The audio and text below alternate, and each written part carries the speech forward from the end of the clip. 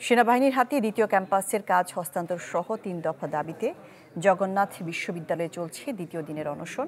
ক্যাম্পাসের প্রধান ফটক সহ বিভিন্ন বিভাগে তালা ঝুলিয়ে কমপ্লিট শাটডাউন কর্মসূচি পালন করছেন শিক্ষার্থীরা। প্রধান ফটকে তালা দেওয়ায় ক্যাম্পাসে কোনো যানবাহন ঢুকতে পারছে না, তবে সাধারণ শিক্ষার্থীদের চলাচলের জন্য পকেট গেট খোলা রাখা হয়েছে। দ্বিতীয় ক্যাম্পাসের কাজ সেনাবাহিনীকে হস্তান্তর, শিক্ষার্থীদের অস্থায়ী আবাসনের ব্যবস্থা এবং অস্থায়ী আবাসনের ব্যবস্থা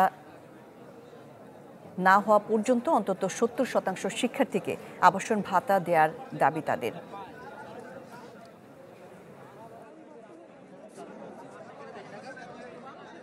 70% শিক্ষার্থীকে আবাসন ভাতা প্রদান, পুরান ঢাকার বাণী ভবন এবং ডক্টর আবিবুর রহমান হল, যে দুটো হল আমাদের আছে, সেই দুইটি হলে স্টিল বেসড ভবনের কাজ দ্রুত শুরু এবং সম্পন্নকরণ।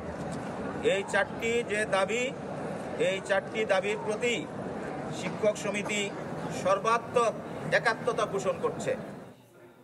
আর কাবেল বাংলাদেশের একমাত্র ইউএল এবং ভিডি সার্টিফাইড কেবল, যা A গ্রেড LME